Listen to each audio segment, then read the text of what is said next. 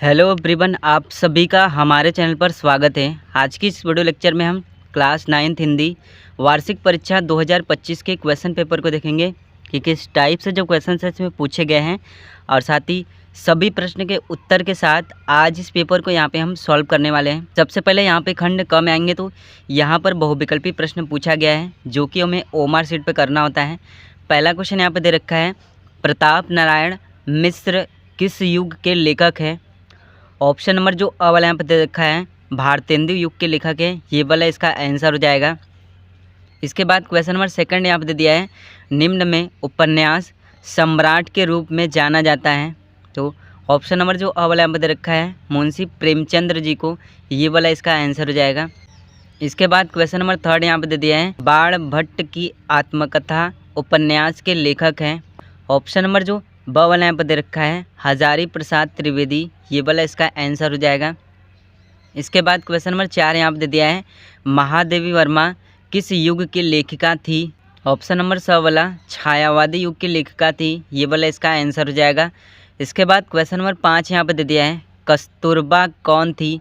Option number जो first वाला यहाँ पर दे रखा है गांधी जी की पत्नी, ये वाला इसका आंसर हो जाएगा।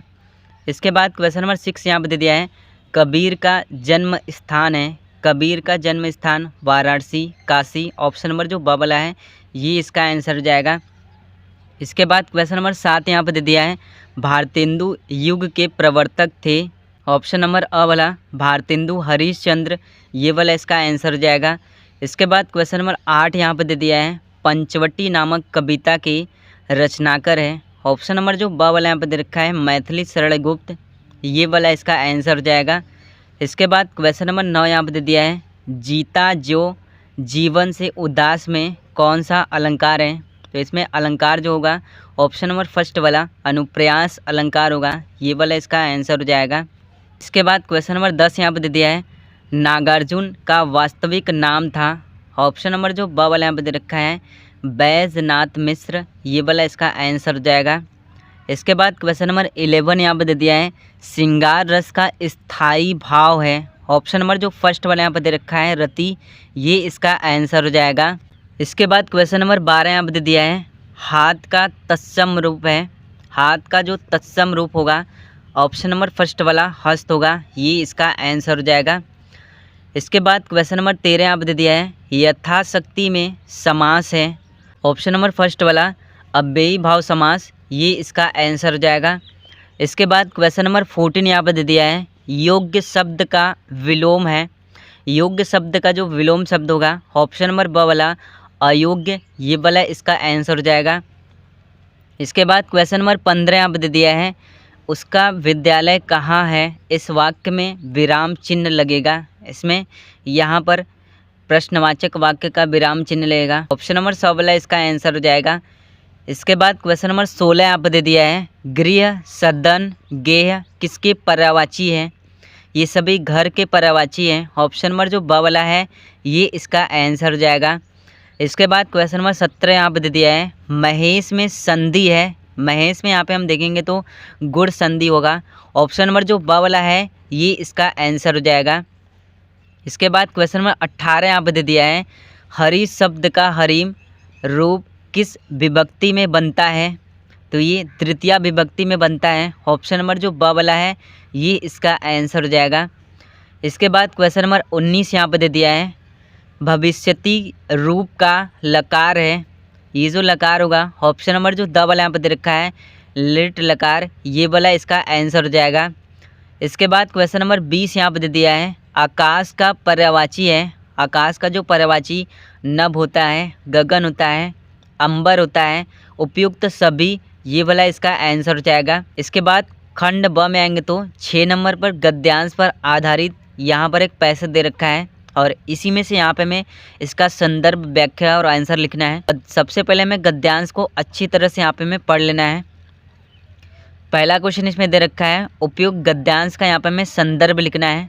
तो आपको संदर्भ किस तरह से लिखना है, प्रस्तुत अवतरण हमारी पाठ्य पुस्तक हिंदी गद्य में संकलित एवं महादेवी वर्मा द्वारा लिखित गिल्लू नामक पाठ से अवतरित है। इस तरह से इसका हमें यहाँ पे संदर्भ लिखना है। इसके बाद क्वेश्चन नंबर ब में आएंगे तो रेखांकित अंशों की यहाँ पे हमें व्याख्या करना है। तो यहाँ पर हम देखेंगे तो जहाँ तक ये अंडरलाइन किया गया है यहाँ तक हमें इसका व्याख्या करना है। व्याख्या आपको किस तरह से करना है, लेखिका कहती है कि उसको देखकर मुझे एक छोटे से कोमल प्राणी गिलहरी के बच्चे गिल्लू का संस्मरण हो रहा है। जिस प्रकार लताओं के बीच उसकी कली छिपी हुई है, ठीक उसी प्रकार गिल्लू भी उसी लता में छिपकर बैठा था। जब मैं लता के निकट कलियों एवं पुष्पों को लेने जाती थी तो लता के बीच छुपा हुआ गिल्लू मेरे कंधों पर कूदकर अचानक चौंका देता है। इस तरह से इसका हमें यहाँ पे व्याख्या करना है। इसके बाद क्वेश्चन नंबर 100 में आएंगे तो गिल्लू को कहाँ समाधि दी गई, इसका हमें यहाँ पे आंसर देना है। इसका आंसर यहाँ पे क्या हो जाएगा, गिल्लू की सोन जूही की लता के नीचे समाधि दी गई। इस तरह से हमें इसका आंसर लिखना है, अथवा करके इस गद्यांश को यहाँ पे हम कर सकते हैं। इसके बाद क्वेश्चन नंबर 2 में आएंगे तो पद्यांश पर आधारित 6 नंबर के यहाँ पर एक पैसेज दे रखा है और इसी में से यहाँ पे हमें आंसर राइट करना है। सबसे पहले हमें पद्यांश को अच्छी तरह से यहाँ पे हमें पढ़ लेना है। पहला क्वेश्चन यहाँ पे दे रखा है, मीरा किसे अपनी आँखों में बसाना चाहती है। तो पद्यांश के अनुसार यहाँ पे हम देखेंगे तो श्री कृष्ण को, ये इसका आंसर हो जाएगा। इसके बाद क्वेश्चन नंबर ब यहाँ पे दे दिया है, उपयुक्त पद्यांश का यहाँ पे हमें संदर्भ लिखना है। पद्यांश का संदर्भ आपको किस तरह से लिखना है, प्रस्तुत पद्यांश हमारी पाठ्य पुस्तक हिंदी पद्य में संकलित एवं मीराबाई द्वारा लिखित पदावली नामक पाठ से अवतरित है। इस तरह से इसका हमें यहाँ पे संदर्भ लिखना है। इसके बाद क्वेश्चन नंबर 100 में आएंगे तो रेखांकित अंश की यहाँ पे हमें व्याख्या करना है। यहाँ पर हम देखेंगे तो 2 लाइन तक यहाँ पे अंडरलाइन किया गया है और इन्हीं का यहाँ पे हमें व्याख्या करना है। व्याख्या आपको किस तरह से करना है, कवित्री कामना करते हुए कहती हैं कि नंद के पुत्र श्री कृष्ण, आप मेरे नेत्रों में निवास करने की कृपा करो। आपकी मोहित करने वाली आकृति तथा बड़ा सांवले रंग की सूरत, आपके नेत्र बहुत बड़े बड़े हैं। इस तरह से हमें इसका यहाँ पे व्याख्या करना था, अथवा करके इस पद्यांश को यहाँ पे हम कर सकते हैं। क्वेश्चन नंबर 3 में आएंगे तो निम्नलिखित संस्कृत गद्यांशों में से किसी एक का संदर्भ सहित यहाँ पे हमें अनुवाद करना है। 4 नंबर के क्वेश्चन यहाँ पे पूछे गए हैं, अथवा करके इस गद्यांश को हम कर सकते हैं। इसके बाद क्वेश्चन नंबर 6 में आएंगे तो निम्नलिखित संस्कृत पद्यांशों में से किसी एक का संदर्भ सहित यहाँ पे हमें अनुवाद करना है। जैसे मैं इस क्वेश्चन को यहाँ पे करा रहा हूँ, अनुवाद आपको इसका किस तरह से करना है, क्रोध को शांति से जीतना चाहिए, दुर्जन पुरुष को सज्जनता से जीतना चाहिए, कंजूस को दान के द्वारा जीतना चाहिए। इस तरह से इन दोनों लाइन का यहाँ पे हमें अनुवाद करना है, अथवा करके इस वाले संस्कृत पद्यांश को हम कर सकते हैं। क्वेश्चन नंबर 4 में आएंगे तो दीपदान एकांकी के प्रमुख पात्र का यहाँ पे हमें चरित्रण करना है। 5 नंबर के जो क्वेश्चन से यहाँ पे पूछे गए हैं, अथवा करके लक्ष्मी का स्वागत एकांकी की कथा वस्तु संक्षेप में यहाँ पे हमें लिखना है। क्वेश्चन नंबर 5 में आएंगे तो निम्नलिखित लेखकों में से किसी एक का जीवन परिचय देते हुए उनकी 2 रचनाओं का यहाँ पे हमें नाम लिखना है। जैसे प्रेमचंद्र, महादेवी वर्मा, काका कालेकर। जीवन परिचय आपको किस तरह से लिखना है, मैंने इस पर अलग से वीडियो बना रखी है, चैनल पर आपको मिल जाएगा। इसके बाद क्वेश्चन नंबर 6 में आएंगे तो यहाँ पर हमें एक श्लोक लिखना है जो कि प्रश्न पत्र से रिलेटेड नहीं होना चाहिए। क्वेश्चन नंबर 7 में आएंगे तो निम्नलिखित प्रश्नों में से किन्हीं 2 प्रश्नों का यहाँ पे हमें संस्कृत में उत्तर देना है।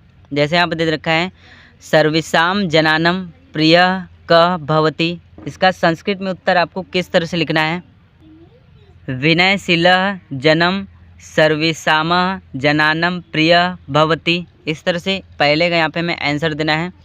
इसके बाद क्वेश्चन नंबर ग यहाँ पे दे दिया है, रामकृष्ण परमहंस कीदृशः पुरुषः आसीत्, इसका संस्कृत में आंसर हम किस तरह से देंगे, रामकृष्ण परमहंसः एक विलक्षणः महापुरुषः आसीत्। इस तरह से हमें इसका आंसर देना है। क्वेश्चन नंबर 8 में आएंगे तो यहाँ पर हमें किसी एक मुहावरे का अर्थ बताते हुए वाक्य प्रयोग करना है। पहला यहाँ पर दे रखा है, अक्ल पर पत्थर पड़ना। सबसे पहले इसका मुहावरा का यहाँ पे हमें अर्थ देखेंगे तो इसका अर्थ क्या हो जाएगा, किसी व्यक्ति की बुद्धि भ्रष्ट होना। वाक्य प्रयोग इसका हम किस तरह से करेंगे, अक्ल पर पत्थर पड़ने के कारण मुकेश आज अकेला रह गया। इस तरह से हम इसका वाक्य प्रयोग कर देंगे। क्वेश्चन नंबर 9 में आएंगे तो किन्हीं दो वाक्यों का यहाँ पे हमें संस्कृत में अनुवाद करना है। पहला पद रखा है बालक पुस्तक पढ़ता है, इसका संस्कृत में अनुवाद हम किस तरह से करेंगे, बालकः पुस्तकम पठति। दूसरा पद दिया है मैं पढ़ूंगा, अहम पठानुवादम। इसके बाद क्वेश्चन नंबर 10 में आएंगे तो अस्वस्थ होने के कारण अवकाश के लिए प्रधानाचार्य को यहाँ पे हमें एक प्रार्थना पत्र लिखना है। तो इस तरह से क्लास 9th हिंदी वार्षिक परीक्षा 2025 के क्वेश्चन पेपर में जो क्वेश्चन से पूछे गए हैं। वीडियो पसंद आए तो वीडियो को लाइक कर दीजिएगा, साथ ही हमारे चैनल पर नए चैनल को सब्सक्राइब कर दीजिएगा।